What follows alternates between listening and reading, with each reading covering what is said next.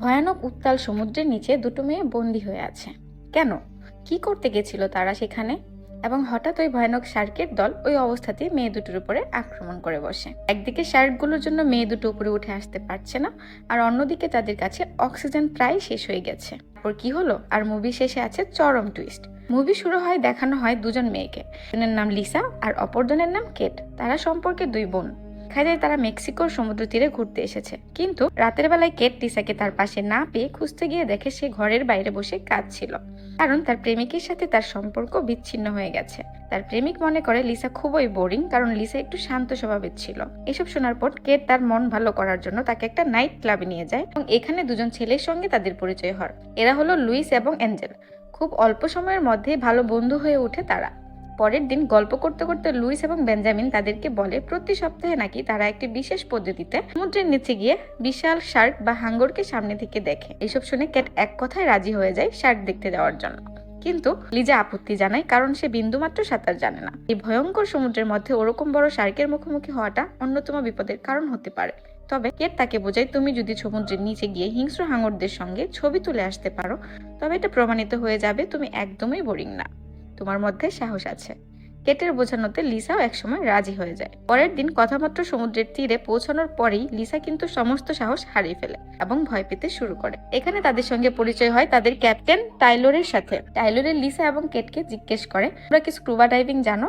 এখানে বলে রাখি, স্কুবা ডাইভিং হলো অক্সিজেন এবং প্রয়োজনীয় যন্ত্রাংশ নিয়ে জলের নিচে যাওয়াকে বলা হয় স্কুবা ডাইভিং। তারা চারজন মিলে ক্যাপ্টেন টাইলরের বোটে করে সমুদ্রের গভীরে থাকা একটা বড় বোটের কাছাকাছি পৌঁছায়, আর ওই বড় বোটটা তাদেরকে নিয়ে যায় সমুদ্রের প্রায় মাঝামাঝি অংশে।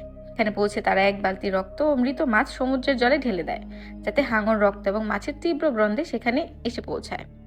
আর দেখা যায় ঠিক সেটাই হয়। কিছুক্ষণ পরে সেখানে এক বিশাল বড় হাঙর চলে আসে, আর এইসব দৃশ্য দেখে লিসা ভয়ে অসুস্থ হয়ে পড়ে। কোনোভাবেই জলের নিচে গিয়ে এত বড় ঝুঁকি নিতে সে রাজি হয় না।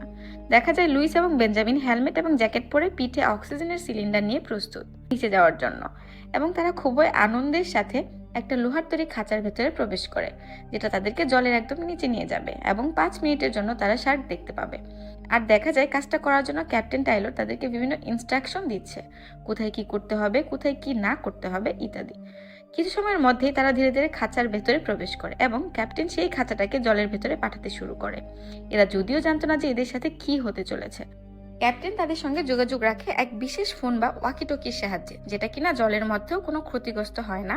দেখা যায় লিজা এবং কেট জলের নিচে প্রবেশ করার প্রস্তুতি নিতে শুরু করে, এবং ক্যাপ্টেন তাদেরকে কিছু জরুরি বিষয় জানিয়ে দেয়, যেমন অক্সিজেনের লেভেল 200-তে দেওয়া আছে। জলের নিচে যাওয়ার পর যখন অক্সিজেন লেভেলের এক সময় 100-তে আসবে তখন কি কিন্তু ক্যাপ্টেনকে জানাতে হবে, এবং অক্সিজেনের সংখ্যাটা যখন 50-এ নেমে আসবে তাদেরকে জল থেকে তুলে আনা হবে, কারণ 50-এ নেমে আসা মানে অক্সিজেন অনেকটাই কম হয়ে গেছে। এই সময়ের মধ্যেই লুইস এবং বেঞ্জামিন জল থেকে উপরে উঠে আসে। এরপর লিসা এবং কেটকে খাঁচার ভেতরে ঢোকানো হয়। তবে যাওয়ার আগে কেট তার বোনের জন্য একটা ক্যামেরা নিয়ে নেয়, যাতে সে লিজার ছবি তুলতে পারে শার্কের সাথে। এবার ক্যাপ্টেন তাদের দুজনকে একইভাবে খাঁচায় ঢুকিয়ে আটকে দেয়। এরপর খাঁচাটা আস্তে আস্তে জলের গভীরে যেতে শুরু করে, এবং তারা জলের ভেতরে পৃথিবীকে দেখতে শুরু করে। এখানে চারদিকে শুধু নীল পরিষ্কার জল আর মাছ ঘুরে বেড়াচ্ছে। আশেপাশে এইসব দেখে তারা খুবই খুশি হয়, কিন্তু জানতো না দুর্ভাগ্য তাদের সাথেই আছে। এই সময় ক্যাপ্টেন তার ফোনের মাধ্যমে লিজা এবং কেটকে জিজ্ঞেস করে, তোমরা কি ঠিক আছো? এবং কেটকে দেখা যায় সে লিসার সাথে একটা ছবি তোলে, কিন্তু এই সময় ভুল করে তাদের হাত ফসকে ক্যামেরাটা খাঁচার বাইরে চলে যায়, আর ঠিক তখনই একটা শার্ক এসে সেই ক্যামেরাটাকে গিলে ফেলে। এরপর সেই বিশাল শার্ক তাদের খাঁচার আশেপাশে ঘুরতে শুরু করে। প্রথম এমন দৃশ্য দেখে এই বিষয়টা তাদের কাছে খুবই রোমাঞ্চকর মনে হয়। এরপর সেখানে কিছুক্ষণের মধ্যে আরো একটা শার্ক উপস্থিত হয়। তবে এই সময় তাদের খাঁচার মধ্যে কেমন যেন একটা জোরে ধাক্কা লাগে, মনে হয় খাঁচাটা আরো নিচের দিকে পড়তে চলেছে। এই ঘটনায় তারা একটু ভয় পেয়ে গেলেও ক্যাপ্টেন টাইলরের তাদেরকে জানায় খাঁচাটা ছাড়তে গিয়ে নাকি একটু দড়িটা পিছলে গিয়েছিল, তাই খাঁচাটা একটু বেশি গভীরে চলে গেছিল। তবে ঘটনায় লিসা এতটাই ভয় পায় যে সে উপরে যাবে বলে জেদ ধরতে থাকে, তাই ক্যাপ্টেন তার কথা মতো খাঁচাটাকে উপরে টানতে শুরু করে। কিন্তু কি অদ্ভুত ব্যাপার, খাঁচাটা বোটের কাছাকাছি আসতেই হঠাৎ খাঁচার দড়িটা আস্তে আস্তে স্লিপ করতে শুরু করে, এবং দ্রুত গতিতে খাঁচাটা জলের আরো নিচে যেতে শুরু করে। খাঁচাটা এতটাই দ্রুত গতিতে জলের নিচে যেতে থাকে যে এক সময় খাঁচার লক করা ক্রেনের মাথাটা টুকরো হয়ে যায়, এবং বোটের সাথে সম্পূর্ণভাবে যোগাযোগ বিচ্ছিন্ন হয়ে যায়। খাঁচাটা সমুদ্রের তলদেশে গিয়ে নামে, আর এই ভয়ঙ্কর ঘটনার সম্মুখীন হয়ে আতঙ্কে দুই বোনই জ্ঞান হারিয়ে খাঁচার মধ্যে পড়ে থাকে। এর কিছুক্ষণ পর দেখা যায় খাঁচাটা বেসামাল হয়ে নিচে পড়ার কারণে লিসা আহত হয়েছে। কিডের ডাকে তার জ্ঞান ফেরে। দেখা যায় লিসা শ্বাস নিতে পারছে না এবং আতঙ্কিত হয়ে লিসা ছটফট করতে শুরু করে, কারণ বর্তমানে তারা রয়েছে সমুদ্রের তলদেশে 47 মিটার নিচে, অর্থাৎ 154 ফুট নিচে। আর তাদের খাঁচার দড়ির লকটা খাঁচা থেকে সম্পূর্ণ বিচ্ছিন্ন হয়ে ভেঙে পড়ে রয়েছে। ক্যাট সাঁতার জানলেও লিসা কিন্তু সাঁতার জানতো না। তবে যাই হোক, নিজেদেরকে একটু সামলে নিয়ে তারা ক্যাপ্টেন টেইলরের সঙ্গে কথা বলতে গিয়ে দেখে তারা যোগাযোগ ব্যবস্থার রেঞ্জের বাইরে চলে এসেছে। তবে বেঁচে ফিরতে হলে ক্যাপ্টেনের সঙ্গে যোগাযোগ করতেই হবে। তাই কেট তার বোনকে রেখে খাঁচার বাইরে বেরোনোর চেষ্টা করে, কিন্তু বেরোতে গিয়ে দেখে খাঁচার লকটা আটকে আছে। অনেক চেষ্টা করার পরও সেটা আর খোলে না, কিন্তু সেখানেও অক্সিজেন মাস্কটা আটকাচ্ছিল এবং এই জন্য সে অক্সিজেন মাস্কটাই খুলে রেখে খাঁচার বাইরে বেরিয়ে যায় এবং কোনো মতে আবারও নিজের মাস্ক এবং অক্সিজেন সিলিন্ডারটা নিয়ে খাঁচার সাথে আটকানো ক্রেনের ভাঙা অংশটা পাথর থেকে ছাড়িয়ে নিজের সর্বশক্তি দিয়ে খাঁচার উপর ঠেলে ফেলে দেয় এবং সেই সাথে উপরের দিকে যেতে শুরু করে। তার ওয়াটারপ্রুফ মাইক্রোফোনের সাহায্যে সে টাইলরের সঙ্গে কথা বলার চেষ্টা করলে সৌভাগ্যবশত কিছুক্ষণ পর ক্যাপ্টেন তার কথার উত্তর দেয় এবং ক্যাপ্টেন যখন জানতে পারে সে খাঁচার বাইরে রয়েছে, ক্যাপ্টেন প্রথমেই বলে, তুমি আগে যত তাড়াতাড়ি সম্ভব খাঁচার মধ্যে ঢুকে যাও, কারণ তুমি যে জায়গায় আছো সেটা প্রচন্ড বিপজ্জনক। এটা শুনে কেট খাঁচার মধ্যে ফিরে আসে এবং কিছুক্ষণ পর তারা একটা আওয়াজ শুনতে পায়। আওয়াজটা শুনে তাদের মনে হয় এটা নিশ্চয়ই কোনো বোটের ইঞ্জিনের আওয়াজ, কিন্তু সেই আওয়াজটা আস্তে আস্তে দূরে চলে যাচ্ছে, অর্থাৎ হয়তো বোটটা তাদেরকে খুঁজতেই এসছে এবং তারা জানেও না জলের নিচে কেট আর লিসা আছে। সুতরাং কেট তাড়াতাড়ি খাঁচার বাইরে গিয়ে আবারও তাদের ক্যাপ্টেনের সঙ্গে যোগাযোগ করার চেষ্টা করছিল। তখনই একটা বিশাল বড় শার্ক তাদের দিকে ঝাঁপিয়ে আসে। খাঁচার দরজা খোলার আগেই সেই শার্কটা সেখানে চলে আসে, কিন্তু শার্কের মুখে যাওয়ার আগে কোনো রকমে খাঁচার ভিতরে ঢুকে পড়ে কেট এবং এইবারের মতো বেঁচে যায়। এদিকে শার্কটা তার হাতের খাওয়ার এভাবে বেরিয়ে যাওয়াতে প্রচন্ড রেগে যায় এবং রড সমেত এক কামড়ে ভেঙে দেয়। তবে খাঁচাটা মজবুত হয়, সেটা টুকরো হয়ে যায় না। তবে এই ঘটনায় কেট আর লিসা একটা জিনিস পরিষ্কার ভাবে বুঝতে পারে যে এই খাঁচাটা কিন্তু খুব বেশিক্ষণের জন্য নয়। শার্ক যদি চায় এটাকে ভেঙে ফেলতেই পারে। এদিকে তারা এত কম পরিমাণ অক্সিজেন নিয়ে বেশিক্ষণ এখানে টিকতেও পারবে না। অক্সিজেন শেষ হলে তাদের প্রাণও শেষ হয়ে যাবে। আবার যদি তারা সাঁতারে উপরে উঠতে চায় তাহলে সেটা করতে হবে অনেক ধীর গতিতে, কারণ ক্যাপ্টেন বলে দিয়েছে যত দ্রুত গতিতে উপরে উঠবে তত কিন্তু তোমাদের মাথার ক্ষতি হতে পারে। মস্তিষ্কের ভেতরে এবং অক্সিজেনও কিন্তু দ্রুত শেষ হয়ে যেতে পারে, কারণ দ্রুত গতিতে উপরে উঠলে বেশি ঘন ঘন শ্বাস নিতে হবে এবং বেশি ঘন ঘন শ্বাস নিলে অক্সিজেনও শেষ হয়ে যাবে। তাই 5 মিনিট পর পর থেমে থেমে ধীর গতিতে যেতে হবে, কিন্তু এমন ভাবে গেলে তো তারা খাঁচার থেকে বেরোনো মাত্রই শার্কের পেটে চলে যাবে। কি করবে তারা? এখন তারা বুঝতে পারে তাদের দুজনের মধ্যে লিসার কাছে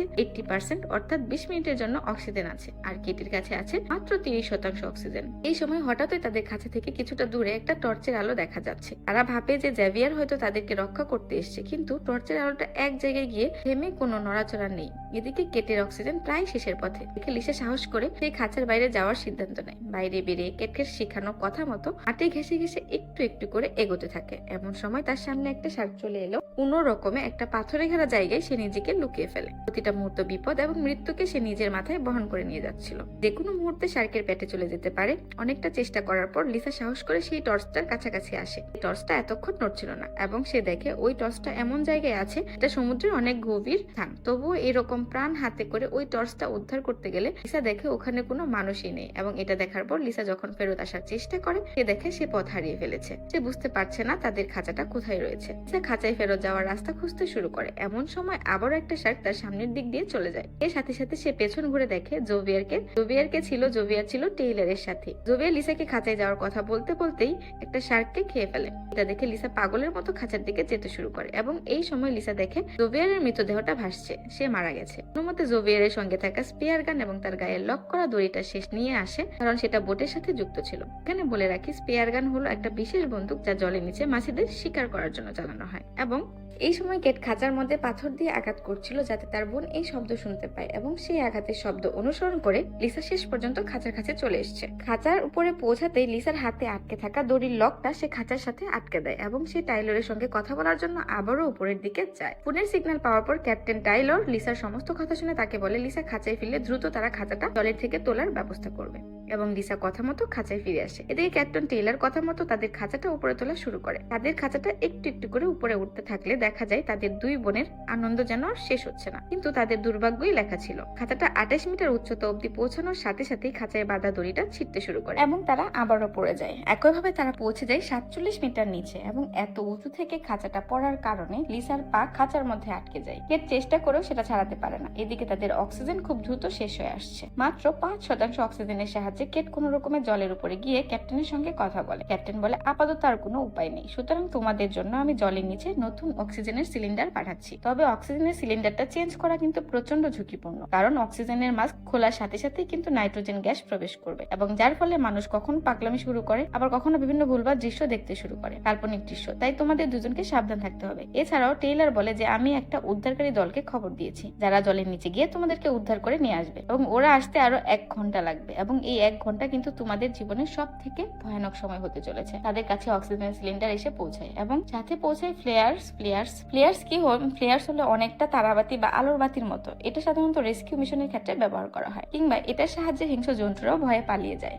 ইতিমধ্যে দেখা যায় কেটের আশেপাশে বিশাল শার্কেরা ঘোরাফেরা করছে। প্রথমে কেট মাটির কাছে ঝুঁকে থাকলে শার্কটা তাকে দেখতে না পেয়ে চলে যায়। এর কিছুক্ষণ পর কেট খাঁচায় ফেরার সিদ্ধান্ত নেয়, কিন্তু কেট মাথা তুলতেই এক নিমিষে একটা বিশাল শার্কে কেটের উপর হামলা করে দেয়। এই দৃশ্য দেখে লিসা ভয়ে কাঁদতে শুরু করে। এভাবেই কেটে যায় বেশ কিছুক্ষণ। লিসার কাছে অক্সিজেন রয়েছে মাত্র 4%, আর কিছুক্ষণের মধ্যে তার কাছে আর কোনো প্রাণবায়ু থাকবে না। তাই লিসা সিদ্ধান্ত নেয় যেভাবেই হোক এই পরিস্থিতি থেকে সে বার হবে। এরপর লিসা দেখে খাঁচার সামনেই ভর্তি অক্সিজেন সিলিন্ডার পড়ে রয়েছে, কিন্তু তার পা তো আটকে রয়েছে খাঁচায়। সে হাত বাড়িয়ে কোনো রকমে তার থেকে একটু দূরে থাকা স্পেয়ার গানটা নিতে যায় এবং এটা করতে গিয়ে তার হাত কেটে যায় এবং হাত কাটার পর এখন আরো বেশি ভয়ানক, কারণ রক্ত জলে মিশলে সেই রক্তের গন্ধে সার কেঁদেই ছুটে আসবে। এরপর লিসা তার বন্দুক থেকে একটা তার লাগানো রড বের করে এবং কোনোভাবে সেটা দিয়ে সিলিন্ডারটা টানার চেষ্টা করে এবং অবশেষে সিলিন্ডারটা সে পেয়ে যায় এবং শ্বাস নিতে সক্ষম হয়। ওইদিকে দেখা যায় কেট লিসাকে জানায় সেই শার্কের হাত থেকে যে প্রাণে বেঁচে গেল, বর্তমানে তার আশেপাশে অনেকগুলো শার্ক আছে এবং তাই সে লিসার কাছে ফিরতেও পারছে না। এবং সে আরো জানায় সে প্রচন্ড আহত এবং এই কারণে তার রক্তের গন্ধে শার্কটা তার দিকে এগিয়ে আসছে এবং একই সাথে শার্কের হামলার কারণে অক্সিজেনও লিক হওয়া শুরু করেছে। লিসা নিজের বিসিডি জ্যাকেটটা খাঁচার নিচে রেখে সেটাকে ফুলিয়ে খাঁচাটাকে উপরে তোলার চেষ্টা করে,